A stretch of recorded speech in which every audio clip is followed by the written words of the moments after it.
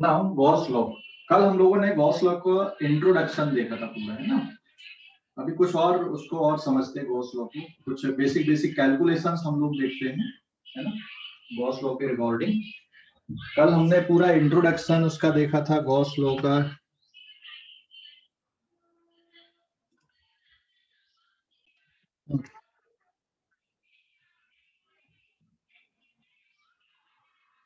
क्या है Gauss law भाई, बताओ फटाफट। What is Gauss law? It is net electric flux, net electric flux to surface S, और इसको आप लिखोगे integration over closed surface E dot D ए।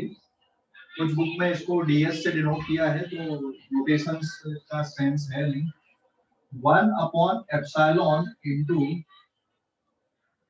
Q, summation q inside s, है ना। It is summation q inside s. Now it is summation q inside s. So this is the Gauss law. ये Gauss law है, summation q inside s. What is s here? It is the surface, closed surface, है ना। Imaginary है या फिर imaginary है या real surface, जो भी है। तो यहाँ पे s का मतलब क्या है? s is here Gaussian surface. This s is concerned Gaussian surface. This is Gaussian surface for which we have to find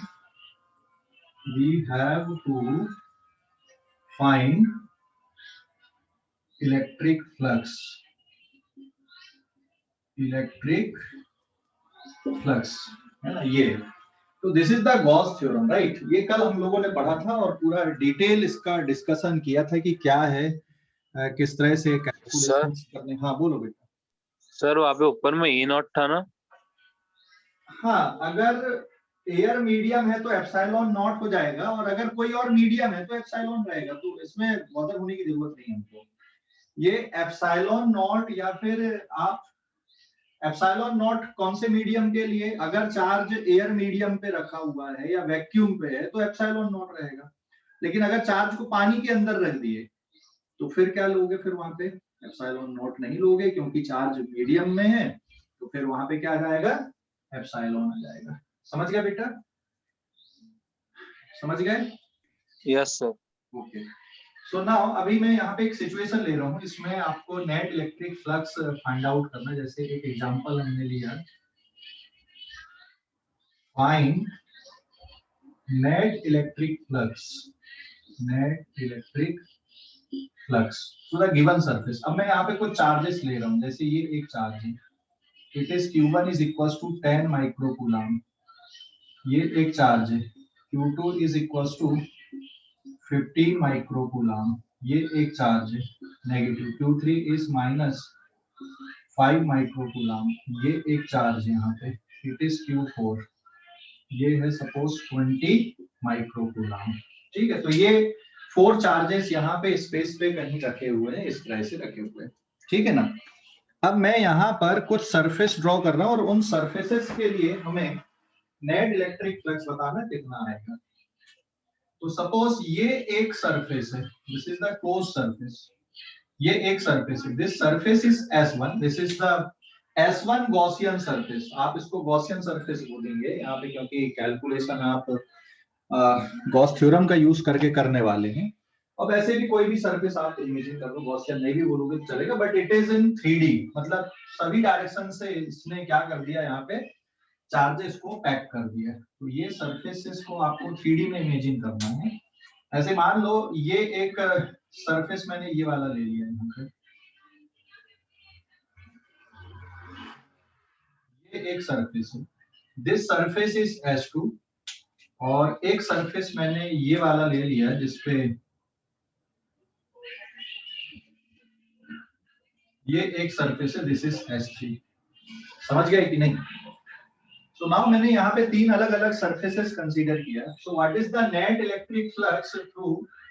so now by Gauss theorem या फिर गॉस लॉ एक ही बात है यहाँ पे. So by Gauss theorem what is net electric flux through S1. S1 के लिए बेटा नेट इलेक्ट्रिक फ्लक्स कितना आएगा S1 सरफेस के लिए. कैसे लिखोगे S1 सरफेस के लिए नेट इलेक्ट्रिक फ्लक्स कितना आएगा. S1 सरफेस के लिए नेट इलेक्ट्रिक फ्लक्स कितना होगा बेटा. S1 सरफेस के लिए नेट इलेक्ट्रिक फ्लक्स कितना आएगा. What is net electric flux through this S1 surface कितना रहेगा बताओ जरा. सर 20. 20 है. So 1 upon epsilon naught into 20. पूरा पूरा बोलना पड़ेगा ना. 1 अपॉन एप्सिलॉन नॉट. अगर मान लो ये एयर मीडियम है, यहाँ पे ये पूरा एयर मीडियम है, तो फिर आप इसको एप्सिलॉन नॉट ले लेना. लेकिन अगर ये किसी मीडियम के अंदर रखे हुए तो फिर एप्सिलॉन हो जाएगा, है ना. So it is 1 upon epsilon और summation q enclosed in S1. तो फिर यहाँ पे अब आप वैल्यू पुट कर देना 1 अपॉन एप्सिलॉन नॉट. कौन कौन सा Q1 Q2 और कौन सा इसमें Q3 है. तो it is Q1 plus Q2 plus Q3 and now again it is 1 upon epsilon not. Q1 की वैल्यू कितनी बेटा. It is 10 microcoulomb plus 15 microcoulomb plus of -5 microcoulomb.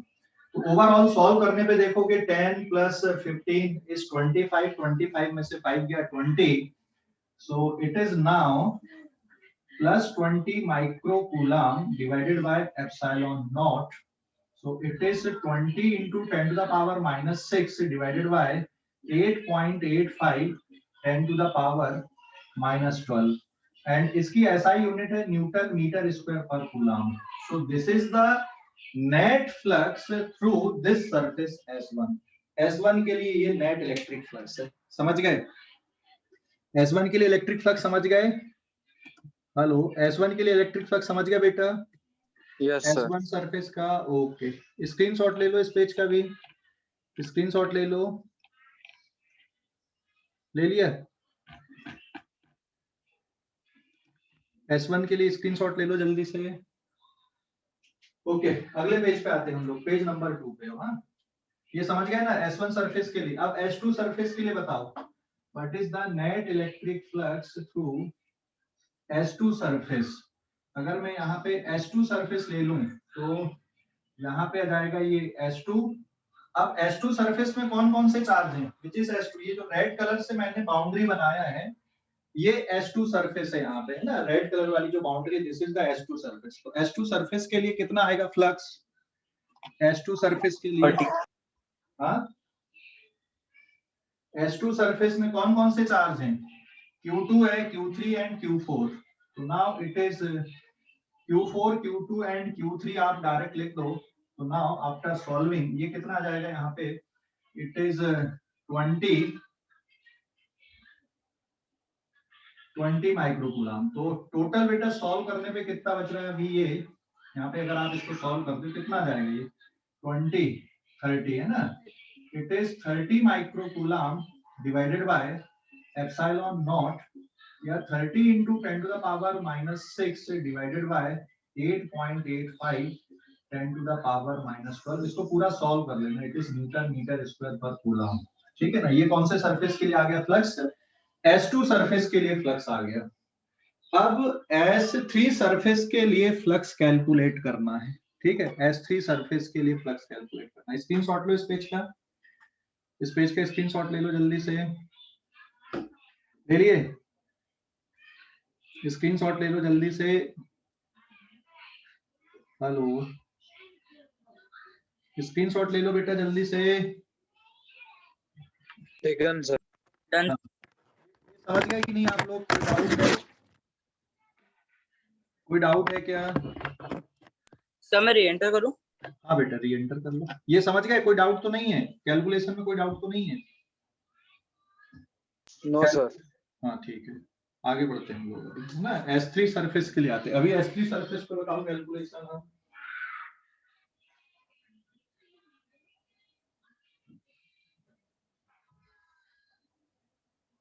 S3 surface, S3 surface पे कौन कौन से चार्जेस हैं? S3 सरफेस पे कौन कौन से चार्ज हैं? S3 Q2 surface Q3 Q2 and Q3। तो यहाँ पे आ जाएगा S3 सरफेस और इस पे चार्जेस हैं Q2 एंड Q3, है ना। तो ये सॉल्व करने पे हो जाएगा 1/ε0 and summation of Q2 plus Q3, Q2 plus Q3। तो वैल्यू कितनी आ जाएगी? 1/ε0। Q2 की वैल्यू है 15 microcoulomb plus of minus 5 microcoulomb. It is 1/8.85 10 to the power -12 और ये ओवरऑल कितना बच रहा है यहाँ पे 10 into 10 to the power -6। तो either Newton metre square per coulomb या फिर वोल्ट मीटर, ये भी इसकी यूनिट होती, वोल्ट मीटर भी यूनिट होती, ठीक है। समझ गया कि नहीं? वोल्ट मीटर भी यूनिट होती। मैंने पूरा फाइनल आंसर नहीं लिखा सॉल्व करके, आप लोग सॉल्व करो उसको, बट कैलकुलेशन समझ गए कि नहीं, कि डाउट है कुछ कैलकुलेशन में? कोई डाउट तो नहीं है? Hello? No sir. Okay, screenshot लो बेटा इस पेज का, स्क्रीनशॉट ले लो। ले लिए? स्क्रीनशॉट ले लिए? हेलो, स्क्रीनशॉट ले लिए क्या? Yes sir.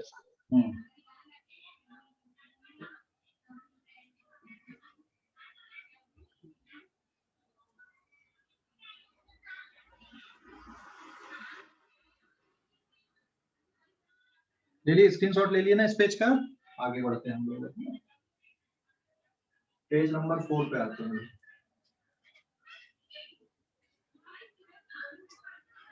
हो गया ना? Hello? Yes sir.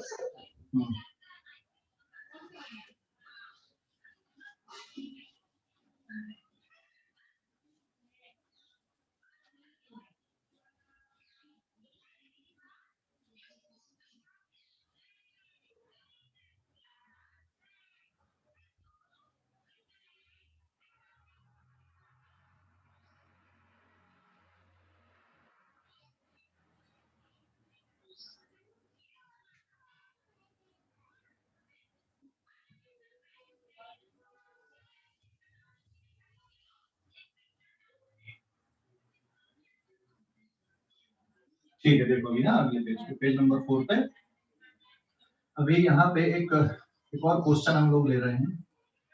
Find electric flux through given surface, ठीक है ना।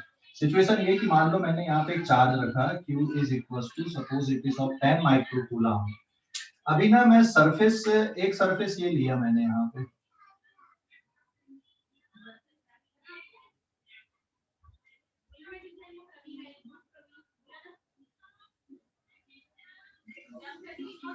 ठीक है। This is the surface S1, ये सरफेस S1 है, क्यूबिकल सरफेस लिया मैंने। एक सरफेस ये ले लिया मैंने यहाँ पे,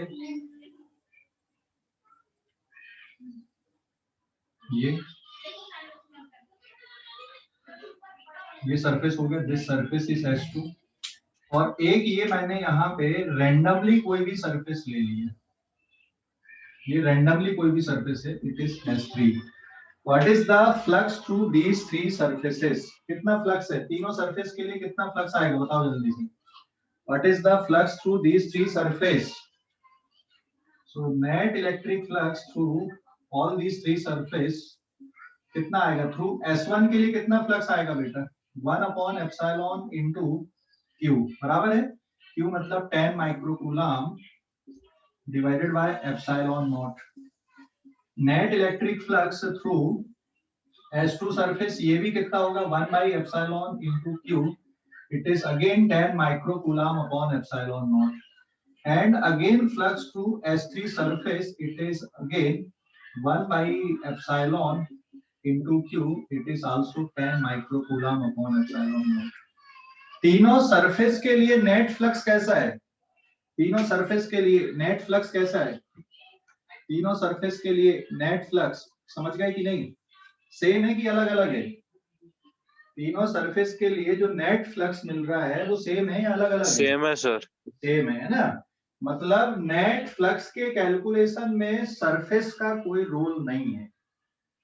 सरफेस का कोई रोल नहीं है कि उसका शेप कैसा है, उसका साइज कैसा है, सरफेस के अंदर चार्ज कहाँ पे लोकेटेड है, इससे भी फर्क नहीं पड़ता। बस चार्ज कितना अंदर है और 1/एप्सिलॉन करना। ठीक है, ये बिल्कुल वैसे ही है जैसे ये बैग है मेरे पास में और ये मान लो यहाँ पे दिस इज ऑफ 50 माइक्रोकूलम का ये चार्ज है इसमें, है ना, प्लस 50 माइक्रोकूलम। अब मैंने इसको बैग के अंदर डाल दिया। So now what is the electric flux through this bag? कितना इलेक्ट्रिक फ्लक्स आएगा इस बैग के लिए जो चार्ज इसके अंदर रखा हुआ है? एक चार्ज मैंने रख दिया 50 माइक्रोकूलम का, कितना इलेक्ट्रिक फ्लक्स रहेगा? समझ गए कि नहीं? पूरे बैग के लिए कितना 50 रहेगा? सर। हाँ 50 माइक्रोकूलम।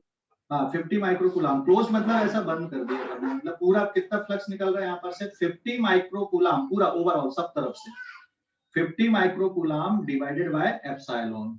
ठीक है, अगर एयर मीडियम है तो फिर एप्सिलॉन नॉट, और अगर ये पानी के अंदर डूबा हुआ है तो एप्सिलॉन।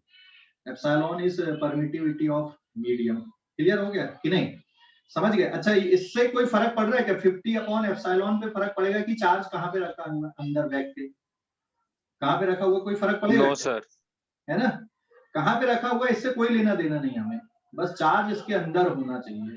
ठीक है, और इसका जो शेप है उससे भी कोई फर्क नहीं पड़ रहा है कैसा इसका शेप है ना, बस अंदर रहना चाहिए। So this is the beauty of Gauss theorem to find the electric flux through any closed surface. Clear हो गया बेटा? अभी कोई डाउट इस पे? कोई डाउट? कोई डाउट? क्लियर हो गया कि नहीं? कोई डाउट है? हेलो, जल्दी बताओ, क्लियर हो गया ये? Yes sir. ओके, स्क्रीनशॉट लो इस पेज का, स्क्रीनशॉट लो जल्दी से। ले लिए? स्क्रीनशॉट ले लो जल्दी से, ले लिए क्या?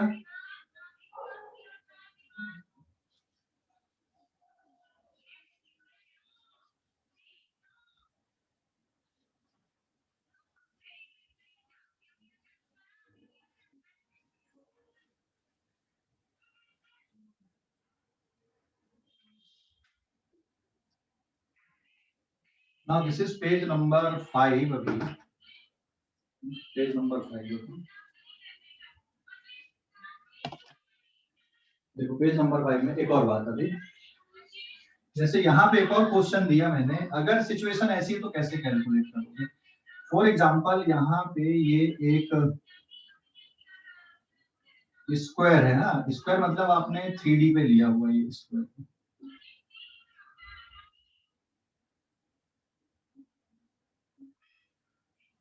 ये एक स्क्वायर है ना, स्क्वायर ऑफ साइड ए, और यहां से आपने a/2 डिस्टेंस पे एक चार्ज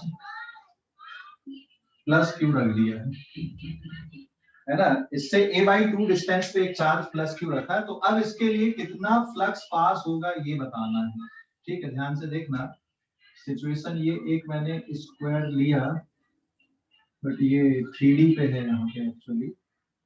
ठीक है, it is not the rhombus और रेक्टेंगल, ये थोड़ा 3D पे मैं बना रहा हूँ, है ना।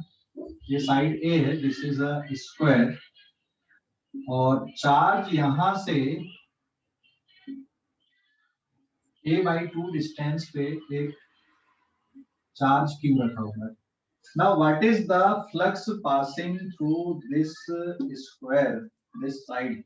इस साइड से कितना फ्लक्स पास हो रहा है अभी कैसे फाइंड आउट करोगे?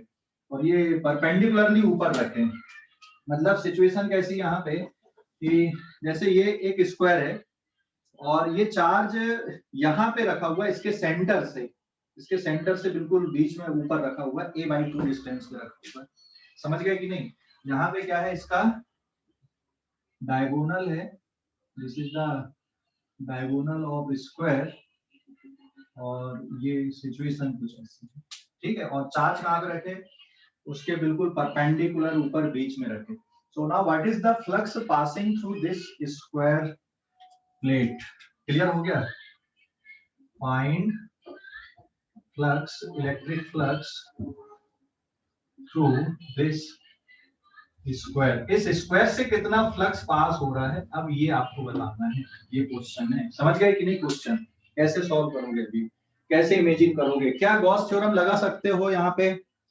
Can you apply Gauss theorem? Can you apply Gauss theorem here? Gauss theorem लगा सकते हो क्या? हेलो, गॉस थ्योरम लगा सकते हो क्या बेटा? जल्दी बताओ। हेलो, सर नहीं लगा सकते, क्या कर सकते हो? नहीं लगा सकते। क्यों नहीं लगा सकते? गॉस थ्योरम क्लोज सरफेस के अंदर चाहिए ना।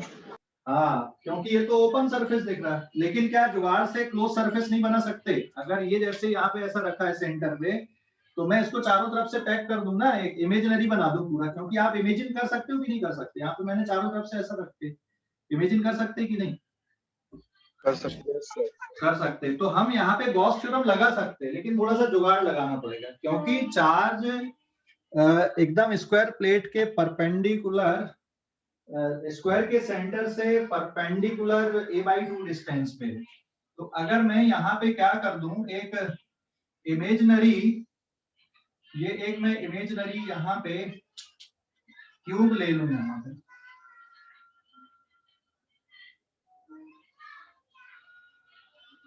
ये एक इमेजिनरी क्यूब हमने ले लिए यहाँ पे। बना सकते हैं ऐसा इमेजिनरी क्यूब कि नहीं?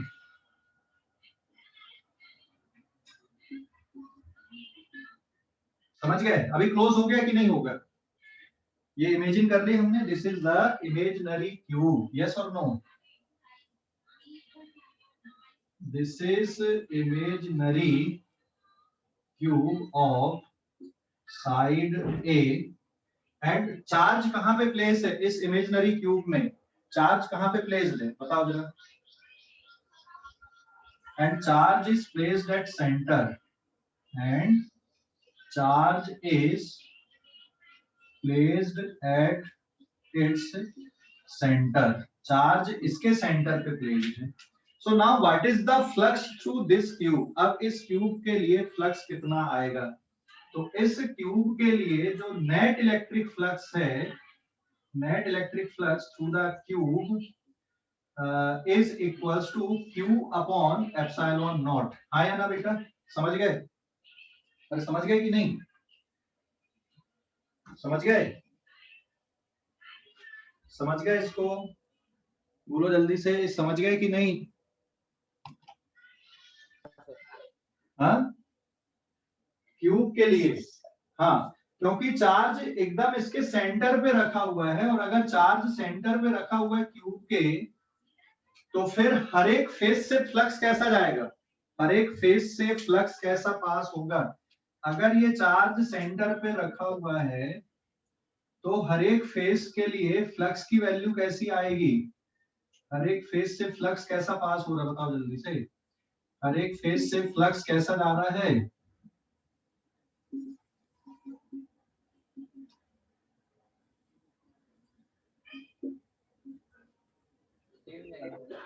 सेम फ्लक्स पास होगा हर एक फेस से? Yes sir. हाँ, तो सिंस, ऐसा लिखेंगे, since charge is placed at center of cube, therefore flux is same for all surface। सभी सरफेस के लिए फ्लक्स सेम होगा, ठीक है ना? सेम फॉर ऑल सरफेस, सभी फेस के लिए फ्लक्स सेम आएगा। समझ गए? टोटल कितनी फेस है क्यूब में? How many faces are there? Total कितनी फेस है? टोटल कितनी फेज है? हेलो, टोटल कितनी फेज है बेटा? 6 सर। 6 फेज है। तो ये जो वैल्यू है ये किसके बराबर? अगर मैं यहाँ पे इस फेज का नाम लिख दूं, सपोज इट इज, ये फेस मैंने लिख दिया यहाँ पे O P Q and R, है ना, OPQR phase. So it is 6 times electric flux through OPQR is equals to Q upon epsilon naught. ये स्टेप समझ गए कि नहीं? 6 times flux through one phase into Q upon epsilon naught. Is it clear? क्योंकि हर face के लिए equal flux है, तो इसके लिए भी उतना ही है, इसके लिए भी उतना ही, इसके लिए भी उतना ही, इसके लिए भी उतना ही, फ्रंट फेस के लिए भी उतना ही, बैक फेस के लिए भी उतना ही. तो मैं डायरेक्ट क्या लिख सकता हूं यहाँ पे, 6 into flux through one face. Yes और नो? लिख सकते हैं कि नहीं लिख सकते? हेलो सर, हाँ बोलो. सर ये नेट फ्लक्स आएंगे ना? हाँ ये नेट फ्लक्स है. अभी this is the net flux, मतलब ये वाला है, ये नेट फ्लक्स है पूरे क्यूब के लिए. तो अगर अब हम 6 से डिवाइड कर दें यहाँ पे, तो क्या बन गया ये, flux through OPQR is 1/6 into Q upon epsilon not. आया ना? समझ गया? समझ गया? हाँ अभी समझ गया पूरा. तो आपने जुगाड़ से गॉस थ्योरम का जुगाड़ लगा के एक ओपन सरफेस के लिए भी क्या निकाल दिया, यहाँ पे फ्लक्स निकाल दिया. समझ गए कि नहीं? ओपन सरफेस के लिए भी फ्लक्स का मेजरमेंट कर लिया आपने, थोड़ा सा जुगाड़ लगाया आपने, लेकिन ओपन सरफेस के लिए भी फ्लक्स क्या आ गया, यहाँ पे मेजर होके आ गया. समझ गया बेटा? हेलो समझ गए कि नहीं? कोई डाउट अभी इस पे? सर ये आपने अभी लास्ट में क्या किया? हाँ लास्ट में क्या किए, थोड़ा पढ़ो वहां पे क्या लिखा हूं मैंने. क्योंकि फ्लक्स सभी फेस के लिए कैसा रहेगा, फ्लक्स सभी फेस के लिए कैसा रहेगा, सेम. सेम रहेगा. बराबर है. क्यों सेम रहेगा बताओ जरा, क्यों सेम रहेगा? क्यों सेम रहेगा हर्ष?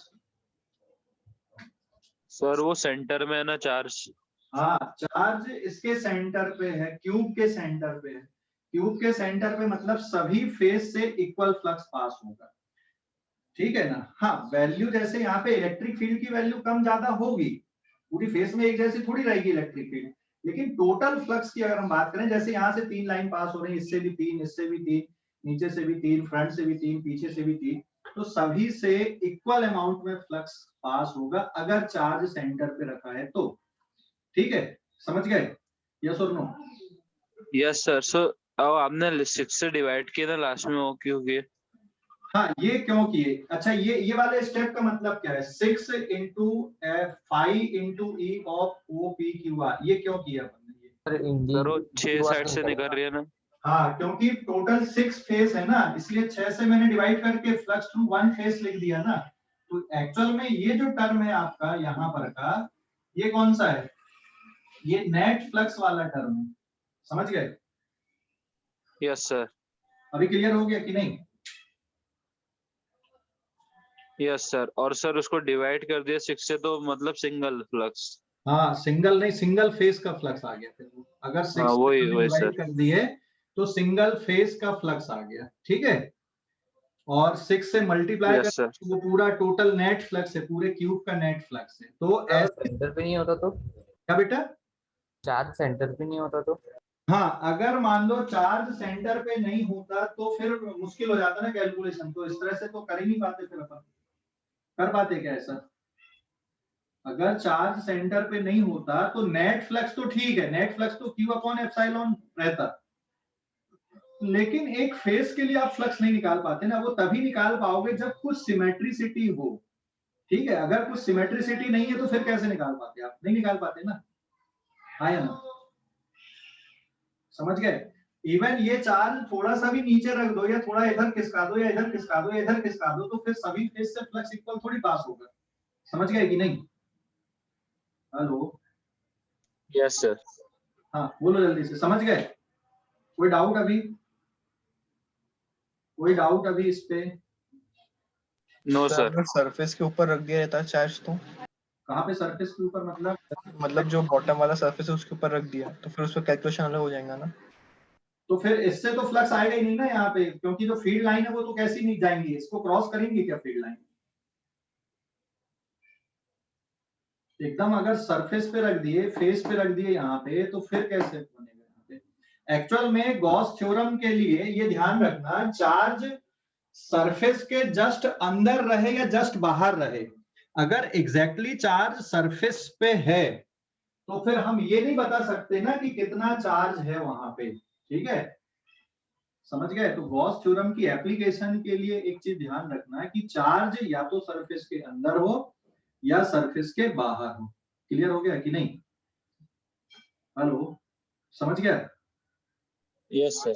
हाँ, एग्जैक्टली अगर सरफेस पे रखा तो फिर थोड़ा मुश्किल काम हो गया। हाँ, अगर क्वेश्चन ऐसा दे देता, मान ले कि क्यूब की एक फेस पे हम लोग चार्ज रख देते तो जरूर निकाल पाते हैं हम लोग। स्क्रीनशॉट लो, थोड़ा और बताता हूँ, screenshot low, screenshot low.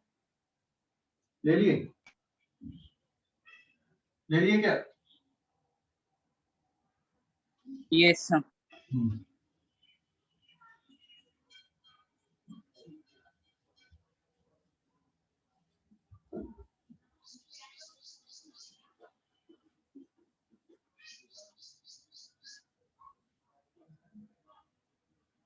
This is page number 6।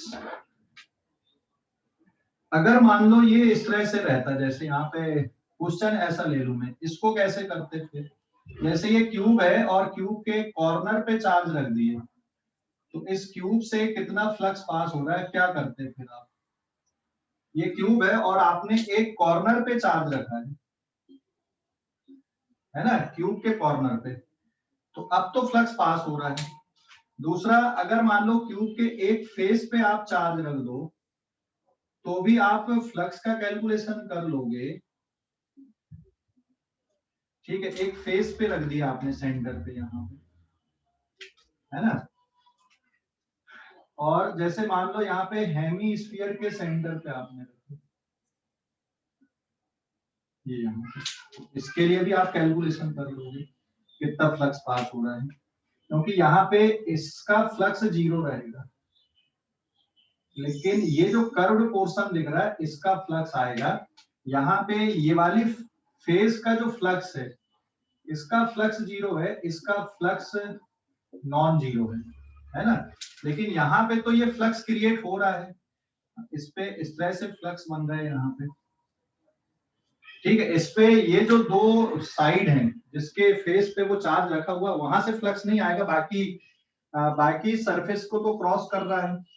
यहाँ पे फेस पे रखे हो तो ये वाली फेस के लिए फ्लक्स नहीं आएगा, क्योंकि फील्ड लाइन क्रॉस नहीं हो रही है, लेकिन इधर तो क्रॉस कर रही है फील्ड लाइंस। तो अगर ऐसी सिचुएशन है तो क्या करोगे बताओ? यहाँ पे फ्लक्स के लिए क्या इमेजिन करोगे? इसके ऊपर एक और क्यूब इमेजिन कर लो, हाँ या ना, कर लोगे कि नहीं? तो फिर फ्लक्स कितना आएगा? अगर एक और क्यूब इसके ऊपर आपने इमेजिन कर लिया तो टोटल फ्लक्स रहेगा Q बाई एप्सिलॉन। तो आधे के लिए कितना रहेगा? मैं डायरेक्ट इसका आंसर लिख दूं, बस आपको ये सोचना है कि आंसर सर ने क्यों लिखा, 1/2 एप्सिलॉन इनटू Q, ठीक है। ये इसका आंसर है फ्लक्स का, why this is the answer.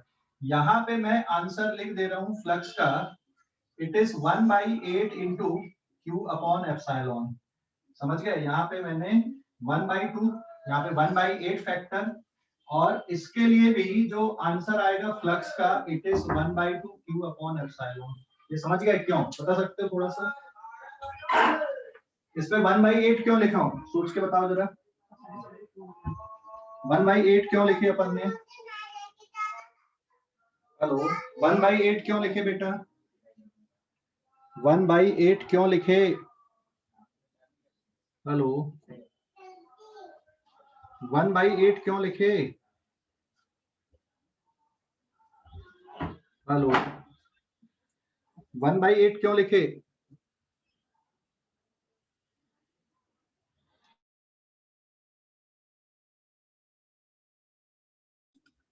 हाँ, 7 बॉक्स समझ गए कि नहीं? कैसे आ रहे, कैसे अरेंज हो रहे हैं, कैसे अरेंज हो रहे हैं, समझ गए? Yes sir. तो बाकी दो समझ गए, सेकंड और थर्ड। तो अगर इन केस इस तरह की सिचुएशन रहती है तो हम निकाल सकते हैं, लेकिन अगर एक फ्लैट सरफेस और उसके बाउंड्री पे ही चार्ज रख दिए तो फिर कितना निकलेगा उससे ये थोड़ी आएगा फिर। जैसे एक यहाँ पे देखो आप,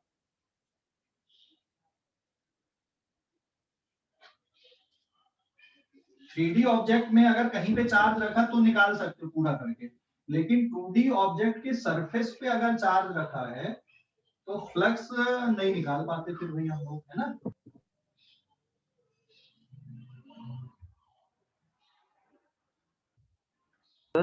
हाँ बोलो। स्पीयर की पूरे स्पीयर में से आधी कर दी ना?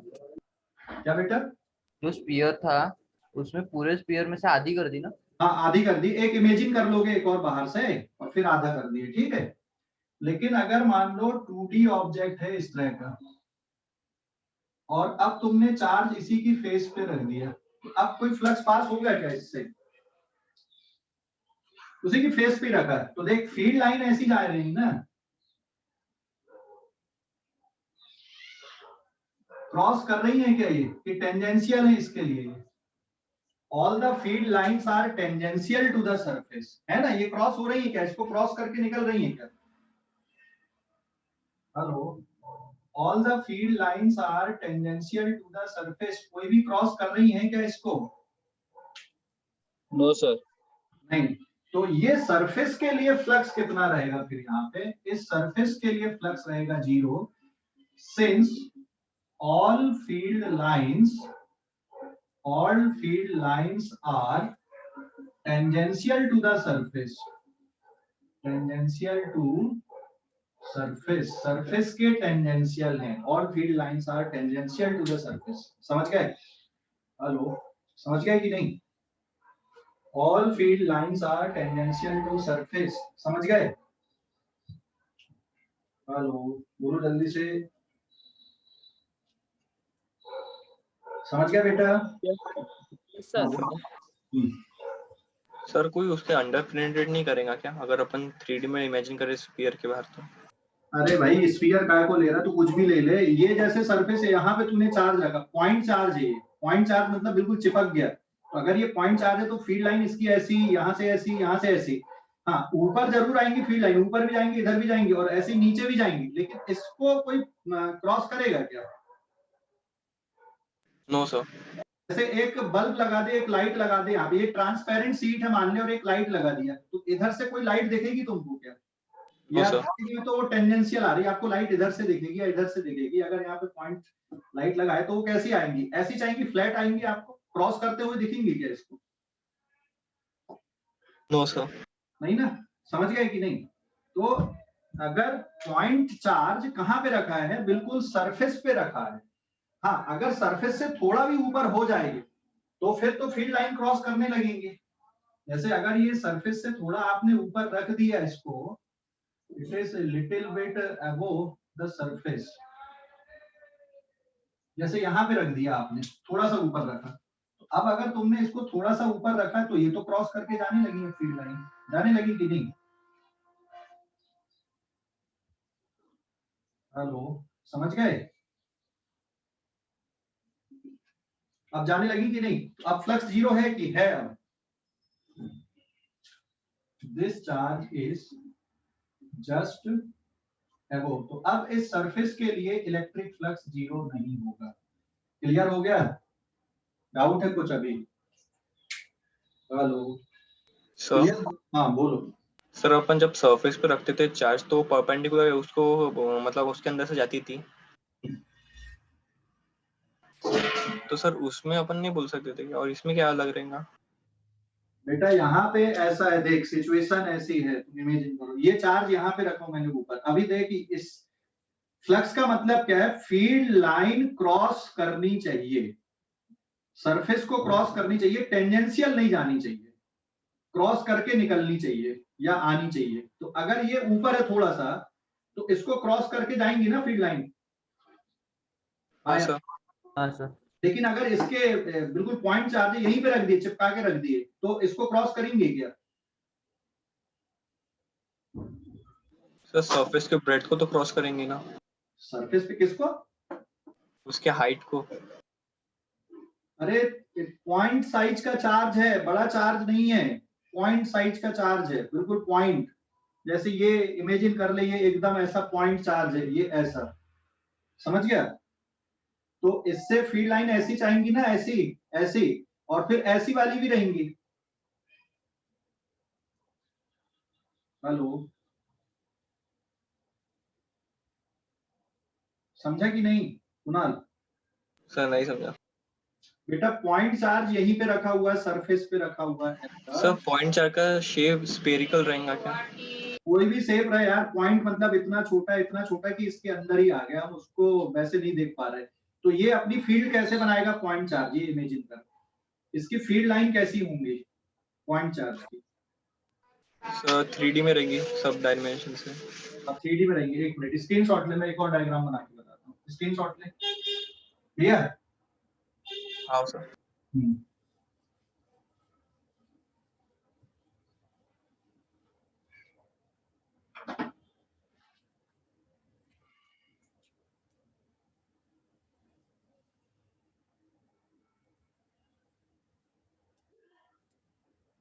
ये पॉइंट चार्ज है। हाँ listen, this is the point charge. अब इसकी फील्ड लाइन कैसे बनाओगे आप? इस तरह से बनाओगे।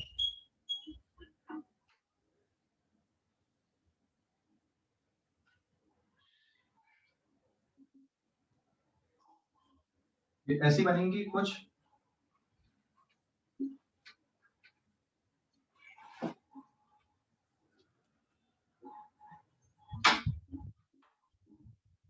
समझ गए कि नहीं? हेलो? हाँ सर। तो इसके लिए फ्लक्स आएगा क्या, ये वाला फ्लैट सरफेस के लिए, इसके लिए फ्लक्स आएगा क्या यहाँ पे? No sir. इसके लिए 0, इसके लिए फ्लक्स आएगा। आएगा। अभी समझ गए? क्योंकि ये वाली जो फेस है या यहाँ पे जो प्लेन आपने लिया है, इस प्लेन पे फील्ड लाइन कैसी है, क्रॉस नहीं कर रही है इस प्लेन पे, कैसी है ये, टेंजेंशियल है। समझा अभी कि नहीं?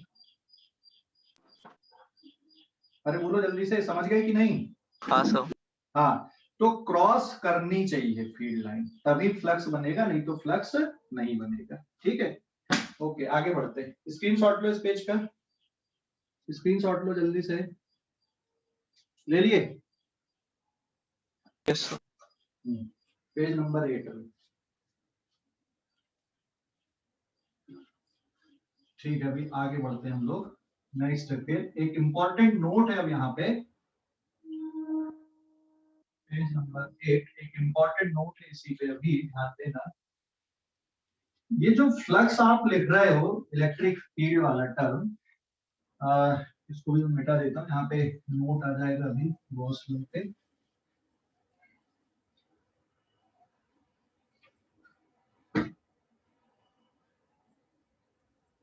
ठीक, ध्यान देना अभी ना, हम गॉस थ्योरम पे लिख रहे हैं, this is net electric flux through surface S is equals to integration over close surface, ये सरफेस एस आता है, E dot dA equals to 1 by epsilon summation q and closed in S। ये है Gauss theorem, है ना? अब इसमें मान लो मैं यहाँ पे एक चार्ज ले लूं, इट इज क्यू चार्ज, और मैंने गॉसियन सरफेस कुछ इस तरह से लिया है, ये गॉसियन सरफेस है, एक चार्ज बाहर है, ये चार्ज हो गया Q1, एक चार्ज बेटा यहाँ पे ये बाहर है Q2। ठीक है, समझ गए कि नहीं? एक चार्ज बाहर और एक चार्ज अंदर है, ये अंदर है, सरफेस के अंदर है, दिस इज द सरफेस जिसके लिए हमें इलेक्ट्रिक फील्ड निकालना। तो यहाँ पे जब आप इसको लिखोगे 1 by epsilon इनटू क्या आएगा, सिर्फ Q1 आएगा, and suppose it is of 10 microcoulomb, it is suppose 5 microcoulomb, तो आप इसको 10 माइक्रोकूलम अपॉन एप्सिलॉन लिख दोगे। What about this electric field? Flux में, फ्लक्स के लिए सिर्फ किनका कंट्रीब्यूशन है? नेट इलेक्ट्रिक फ्लक्स के लिए सिर्फ उन्हीं चार्जेस का कंट्रीब्यूशन है जो सरफेस के अंदर है। या फिर मैं एक और चार्ज यहाँ पे ले लूं, सपोज ये एक नेगेटिव चार्ज है, इट इज Q2, एंड ये सपोज है 2 माइक्रोकूलम का। ठीक है, तो टोटल कितना बचेगा फिर यहाँ पे सॉल्व करोगे तो Q1 प्लस Q2 आ जाएगा ये, और सॉल्व करने पे कितना आएगा बेटा, इसको फिर मैं Q3 ले लूं यहाँ पे, इट इज आफ्टर सॉल्विंग, ये कितना आएगा 10 minus 2 upon epsilon, it is 8 microcoulomb upon epsilon. तो नेट फ्लक्स के लिए सिर्फ अंदर वाले चार्ज का कंट्रीब्यूशन होता है। ना व्हाट अबाउट अगर हम इंटीग्रेशन मेथड से करने जाएं, तो जैसे यहाँ पे देखो, यहाँ पे जो फील्ड बन रही है, यहाँ पे ये पॉजिटिव वाला, ये वाला चार्ज भी फील्ड क्रिएट कर रहा है, ये वाला भी क्रिएट कर रहा है और ये वाला भी फील्ड क्रिएट कर रहा है। इसके कारण फील्ड ऐसी आ गई, इसके कारण फील्ड ये आ गई, this is E3, this is E1 और ये वाली फील्ड ये हो गई, this is E2 and suppose overall let मान लो मैंने ये फील्ड यहाँ पे लिया, दिस इज E नेट, ये मैंने E नेट मान लिया यहाँ पे, ठीक है, लेट ये E नेट है। तो नेट फील्ड में सभी चार्ज का कंट्रीब्यूशन आ रहा है, वेदर दे आर इनसाइड और आउटसाइड। नेट फील्ड में सभी चार्ज का कंट्रीब्यूशन आता है, जैसे ये है, सो this is the, this E vector is net electric field, net electric field on the surface, this is net electric field on the surface। तो net electric field मतलब it is vector sum of E1 plus E2 plus E3। जहां पे आप dA consider कर रहे हो ना, यहाँ पर आपने dA कंसीडर किया है, ये dA है, यहाँ पर आपने एक छोटा सा एक एरिया अगर कंसीडर किया है यहाँ पे, this is their area vector, तो इस एरिया वेक्टर पे यहाँ पे ये नेट इलेक्ट्रिक फील्ड है। तो नेट इलेक्ट्रिक फील्ड में अंदर वाले चार्ज भी आ रहे हैं और बाहर वाले चार्ज भी आ रहे हैं। यहाँ पे इलेक्ट्रिक फील्ड तो सभी चार्ज प्रोड्यूस करेंगे ना, जरूरी नहीं है कि वो बाहर के हों या अंदर के हों। यहाँ पे इलेक्ट्रिक फील्ड तो सभी चार्ज क्रिएट कर रहे हैं, लेकिन नेट फ्लक्स में जो कंट्रीब्यूशन है, नेट फ्लक्स में जो कंट्रीब्यूशन है वो सिर्फ कौन से वाले चार्जेस का है? नेट फ्लक्स में कंट्रीब्यूशन कौन से चार्जेस का है, बताओ जल्दी से। नेट फ्लक्स अंदर वाले सर, सिर्फ अंदर वाले चार्ज का। लेकिन अगर तुम इंटीग्रेशन मेथड लगा के करते हो नेट फ्लक्स का कैलकुलेशन, तो फिर आपको इलेक्ट्रिक फील्ड जो लेनी पड़ेगी वो सभी चार्जेस की लेनी पड़ेगी, whether they are inside the surface और आउटसाइड द सरफेस। ठीक है, तो net flux it is only contributed by charges inside the surface, जो सरफेस के अंदर है सिर्फ वही चार्ज नेट फ्लक्स में अपना कंट्रीब्यूशन दे रहे हैं। लेकिन अगर हम फील्ड की मेथड से नेट फ्लक्स निकालते सरफेस के लिए, तो फील्ड अंदर वाले चार्ज भी क्रिएट करते, बाहर वाले चार्ज भी क्रिएट करते। तो ये एक इंपॉर्टेंट पॉइंट है, ठीक है, ध्यान रखना। तो अगर आप इस स्टेप को ओमिट कर देते हो, फील्ड की जरूरत ही नहीं है, सिर्फ अंदर कितना चार्ज है वो देख लिए, नेट फ्लक्स निकल गया। लेकिन अगर आप नेट फ्लक्स इससे नहीं निकालते हो, गॉस थ्योरम नहीं लगाते हो, देखो नेट फ्लक्स निकालने का क्या क्या तरीका है। नेट फ्लक्स निकालने का तरीका है, एक है गॉस लॉ। गॉस लॉ लगा के आप डायरेक्ट यहाँ पे पहुंचते हो, this is my Gauss theorem. Net flux निकालने का तरीका, ये पहला मेथड हो गया। दूसरा मेथड क्या बेटा, नेट फ्लक्स निकालने का एक ये दूसरा मेथड है, this is integration method, common method. तो दोनों में फर्क समझ गए। अगर गॉस थ्योरम का यूज करके नेट फ्लक्स निकाल रहे हैं पूरे सरफेस के लिए, इसकी जरूरत नहीं है। लेकिन अगर नेट फ्लक्स आप निकाल रहे हैं, गॉस थ्योरम नहीं लगा रहे, तो फिर इसकी जरूरत है। तो इसके लिए जब आप इलेक्ट्रिक फील्ड लिखते हो, तो वो सभी चार्जेस की आपको लिखना पड़ता है, चाहे वो चार्ज सरफेस के अंदर हो या सरफेस के बाहर। समझ गए? हेलो, समझ गया बेटा? बोलो जल्दी से, समझ गए कि नहीं? Yes sir. हाँ, ओके। स्क्रीनशॉट ले लो इस पेज का, स्क्रीनशॉट ले लो अभी। कोई डाउट इस पे? कोई डाउट? कोई डाउट? जल्दी बोलो सर। हाँ बोलो सर, नेट फील्ड का डायरेक्शन एक और बार बताना। नेट फील्ड का डायरेक्शन मैंने रैंडमली बना लिया, इसलिए लेट लिख दिया मैंने। मान लो नेट फील्ड इधर आ रही, कहीं पर भी हो सकती है वो, और लेकिन जब आप यहाँ से अगर फील्ड कांस्टेंट नहीं है, तो पहले नेट फ्लक्स निकालने के लिए क्या करते हैं, एक छोटी सी जगह के लिए फ्लक्स निकालते और फिर टोटल फ्लक्स निकालते।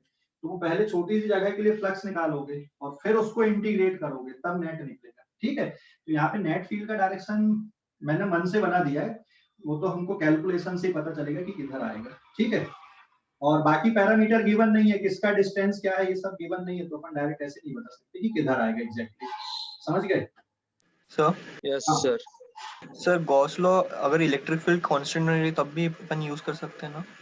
देखो गॉस लॉ के लिए यहाँ ये जरूरत नहीं है ना। गॉस लॉ क्या बोल रहा है, net flux through any closed surface is equals to 1 upon epsilon summation Q 1 upon epsilon into summation Q. कहीं पे इलेक्ट्रिक फील्ड का नाम आया? यहाँ पे कांस्टेंट एक ही वेरिएबल है। देख फ्लक्स का मतलब इलेक्ट्रिक फील्ड कितनी पास हो रही यही है, लेकिन यहाँ पे तो कहीं नहीं लिखा ना कि कांस्टेंट होनी चाहिए कि वेरिएबल होनी चाहिए, कहीं नहीं लिखा। ये सरफेस कैसा रहना चाहिए ये भी नहीं लिखा, रियल रहे इमेजिनरी रहे। ये सरफेस इंसुलेटर रहे कंडक्टर रहे ये भी नहीं लिखा है, कैसा भी सरफेस हो सकता है। बस ये ध्यान रखना है कि चार्ज सरफेस के अंदर है या चार्ज सरफेस के बाहर है। समझ गए? यस। समझ गए कि नहीं? ओके, स्क्रीनशॉट लो इस पेज का भी, स्क्रीनशॉट लो जल्दी से। ले लिए? स्क्रीनशॉट ले लिए क्या? Yes sir. अब नोट का सेकंड पॉइंट कि भाई बाहर वाला चार्ज क्यों फ्लक्स में कंट्रीब्यूशन नहीं करता, जबकि फील्ड में तो कंट्रीब्यूशन करता है, भाई फील्ड तो जनरेट करेगा, लेकिन फ्लक्स में क्यों कंट्रीब्यूशन नहीं करता, ये नोट का सेकंड पॉइंट आएगा। ध्यान देना, this is the second point of note. ठीक है, पेज नंबर 9, ये सेकंड पॉइंट है नोट का। ठीक है, ध्यान देना। अभी नोट का सेकंड पॉइंट है, जैसे ये मैंने एक सरफेस इमेजिन किया, this is the surface S, यहाँ पे एक चार्ज रख दिया मैंने Q1, suppose it is of 10 microcoulomb. ये एक चार्ज रख दिया मैंने Q2, suppose it is of 5 microcoulomb. ठीक है, सपोज बेटा ये जो 10 माइक्रोकूलम चार्ज है इससे फील्ड लाइन ऐसी निकल रही है। ये 2D नहीं है, इसको कैसे इमेजिन करना आपको, 3D में इमेजिन करना है। ठीक है, इस सरफेस को, this is any Gaussian surface आप बोल रहे इसको। ये 6 इलेक्ट्रिक फील्ड लाइन है यहाँ पे, या फिर 7 है, जो भी लेना आपको। इस सरफेस को, ये कौन सा सरफेस है, this is Gaussian surface, this is closed Gaussian surface, मतलब आपको 3D में इमेजिन करना है। और ये वाले जो फील्ड है, मतलब ये बाहर वाला जो चार्ज है ये भी फील्ड क्रिएट करेगा, लेकिन इसकी जो फील्ड लाइन है वो कुछ इस तरह से आ जाएंगी, आ जाएंगी कि नहीं, कुछ ऐसी भी बनेंगी यहाँ पे। ठीक है, तो अभी इस क्लोज्ड गॉसियन सरफेस के लिए नेट इलेक्ट्रिक फ्लक्स कैसे लिखोगे? So now net electric flux through surface s is, net electric flux मतलब number of electric field line crossing the given surface, number of electric field, number of electric field crossing the given surface, number of electric field line crossing the given surface, यही होता है ना अपना flux. तो अभी ये बताओ मुझे, यहाँ पे रेड कलर वाली कितनी फील्ड लाइन यहाँ पे सरफेस के अंदर जा से बाहर निकल रही? तो यहाँ पे there are 6 red line outgoing, 6 red line outgoing plus 3 blue line outgoing plus 3 blue line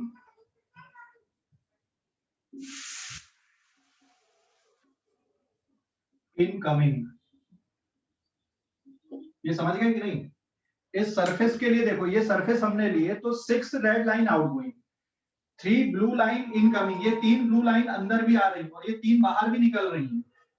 तो आउटगोइंग फ्लक्स और इनकमिंग फ्लक्स कैंसिल हो गया, कितना बच रहा है यहाँ पे, प्लस 6 रेड लाइंस आउटगोइंग। ये बचा कि नहीं बचा? समझ गए?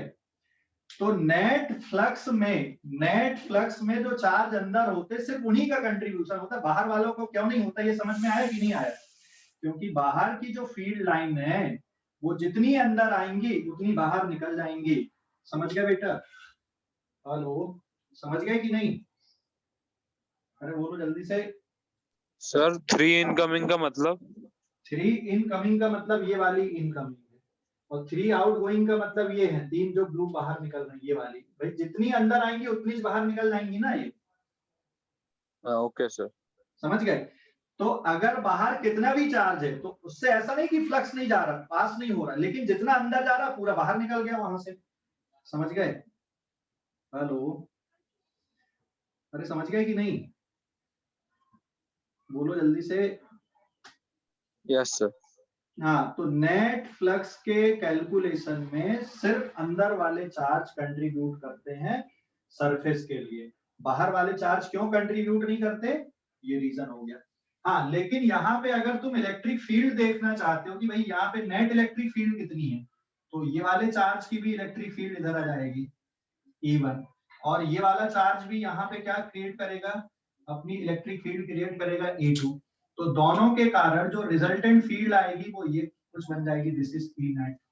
तो सरफेस पे जो नेट फील्ड है वो दोनों के कारण है, अंदर वाले चार्ज के कारण भी है और बाहर वाले चार्ज के कारण भी है। लेकिन फ्लक्स में जो कंट्रीब्यूशन है वो सिर्फ अंदर वाले चार्जेस का होता है, बाहर वाले चार्जेस का कंट्रीब्यूशन नहीं होता है। समझ गए? हेलो, बोलो जल्दी से। समझ गए क्या? हेलो, समझ गया बेटा? कोई डाउट? बोलो जल्दी से, कोई डाउट है क्या? No sir. ठीक है, स्क्रीनशॉट लो जल्दी से इस पेज का।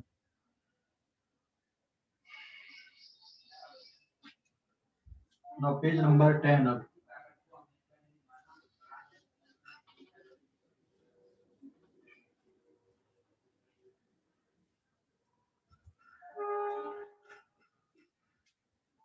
का third point, this is for the solid angle. Solid angle समझते हो कि नहीं समझते? सॉलिड एंगल समझते हो? This is for solid angle, ध्यान देना। सॉलिड एंगल समझते हो? सॉलिड एंगल 3D का एंगल है ये DA है, ये D ओमेगा है, ये रेडियस है, यहाँ पे पॉइंट है। तो सॉलिड एंगल किसके बराबर, D omega equals to DA divided by R square. ये सॉलिड एंगल है यहाँ पे, ठीक है। अगर ये स्फेरिकल पैच है तो ये किसके इक्वल आ रहा है यहाँ पे, this is area upon square of radius. और इसकी यूनिट क्या होती है बेटा, इट इज स्टेरेडियन। सिंबल होता है सिर्फ SR, स्टेरेडियन का, ठीक है। और पूरा 3D पे एक पॉइंट के चारों तरफ का सॉलिड एंगल कितना बनेगा, एक पॉइंट के चारों तरफ का सॉलिड एंगल कितना बनता है, एक पॉइंट के चारों तरफ का सॉलिड एंगल कितना बनता है, 360, ओ सॉरी 2 पाई या 4 पाई, 2 पाई या 4 पाई।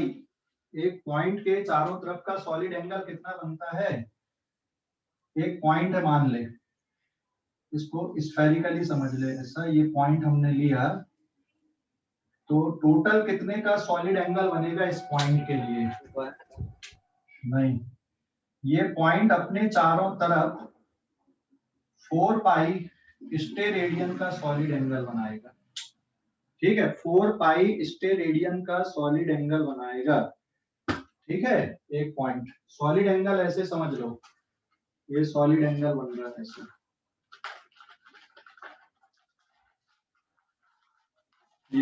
ये सॉलिड एंगल अंदर जो दिख रहा है ना, ये ऐसा जो एंगल जैसा दिख रहा है ना अंदर, दिख रहा है कि नहीं?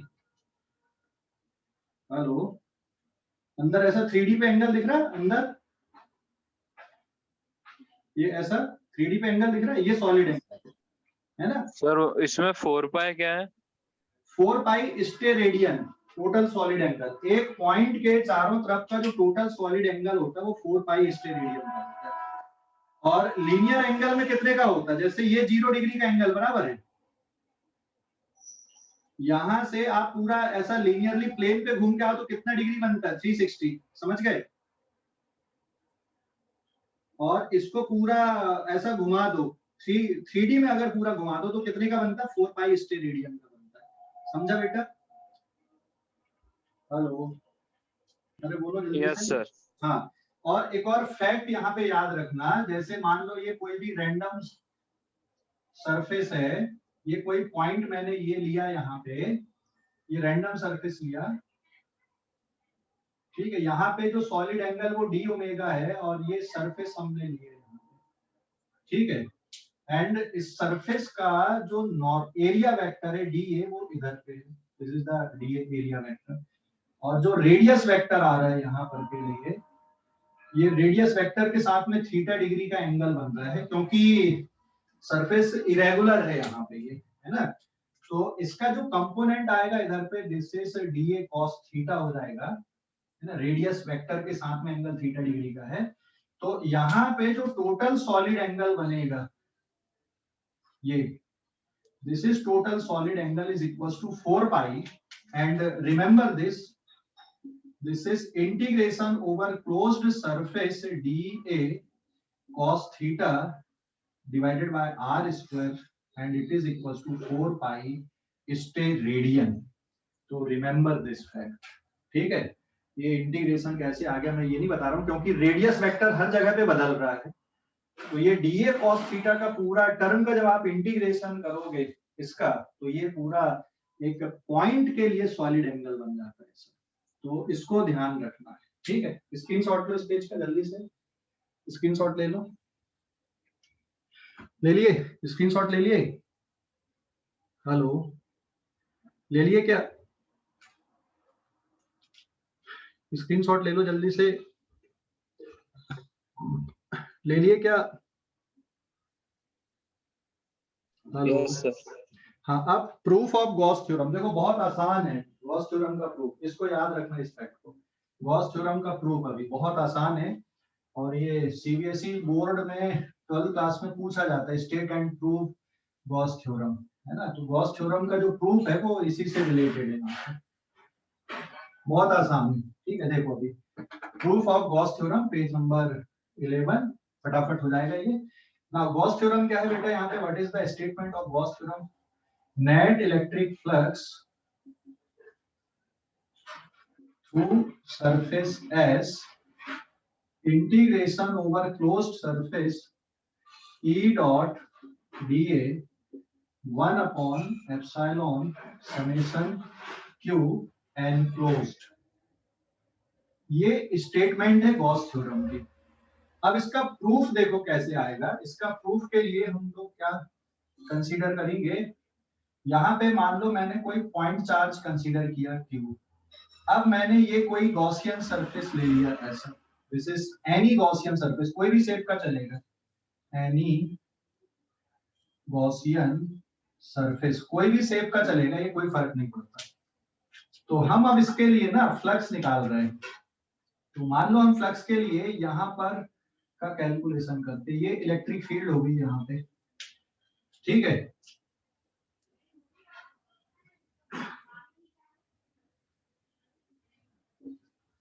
ये डीए वेक्टर हो गया, और फील्ड के साथ में ये कितने डिग्री का एंगल बना रहा है, यहाँ पे थीटा डिग्री का एंगल बना रहा है, और ये रेडियस वेक्टर है यहाँ से यहाँ तक का डिस्टेंस का, ये रेडियस आर है यहाँ पे, ठीक है ना।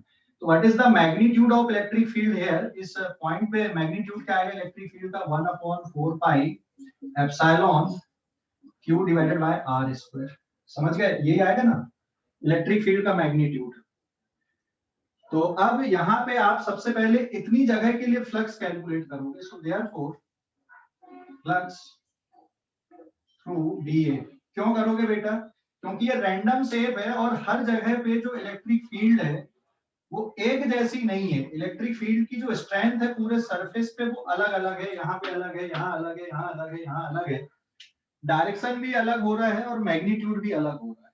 तो आप पहले इस छोटे से पोर्शन के लिए फ्लक्स निकालोगे, ये छोटे से पोर्शन का जो फ्लक्स आएगा that is d phi e is E dot dA, so therefore d phi e is E dA cos theta, इसकी value 1/4 pi epsilon q divided by r square into dA cos theta. तो यहाँ पे देखो एक interesting result आ गया, यहाँ पे ये सॉलिड एंगल बन रहा है डी ओमेगा का, this is the solid angle, है ना, ये सॉलिड एंगल बना डी ओमेगा का। तो यहाँ पे एक इंटरेस्टिंग फैक्ट आ गया, it is Q upon 4 pi epsilon dA cos theta upon r square, this is the solid angle, ये सॉलिड एंगल बन गया d ओमेगा, बराबर है। सो देयरफॉर नेट फ्लक्स अगर आपको चाहिए, नेट इलेक्ट्रिक फ्लक्स, तो इसको क्या कर दोगे आप, नेट इलेक्ट्रिक फ्लक्स मतलब पूरे सरफेस के लिए आप इसको इंटीग्रेट कर दोगे, तो integration over closed surface Q upon 4 pi epsilon into solid angle, और Q अपॉन 4 पाई एप्सिलॉन बाहर जाएगा at integration over close surface d omega, that is solid angle. Solid angle का बेटा टोटल एंगल कितना बन जाएगा, यहाँ पे Q divided by 4 pi epsilon into 4 pi cancel and answer is Q upon epsilon. So this is the proof of Gauss theorem. देख लो यहाँ पे, समझ गए प्रूफ को, देखो जरा, पूछो प्रूफ समझ गए कि नहीं, प्रूफ समझ सेकंड स्टेप से और एक बार बता। हाँ बहुत आसान है प्रूफ। देखो प्रूफ के लिए गॉस थ्योरम ऊपर स्टेटमेंट लिखी है, प्रूफ के लिए क्या करोगे, एक आर्बिट्री शेप का गॉसियन सरफेस ले लोगे, किसी एक पॉइंट पे उस सरफेस पे इलेक्ट्रिक फील्ड निकाल लो, कितनी आ गई value 1/4 pi epsilon Q upon r square रहेगी। वहां पे छोटा सा सरफेस dA ले लो, उस सरफेस के लिए फ्लक्स निकाल लो d फाई की value E dA cos theta, बराबर है, समझ गए कि नहीं। हाँ सर।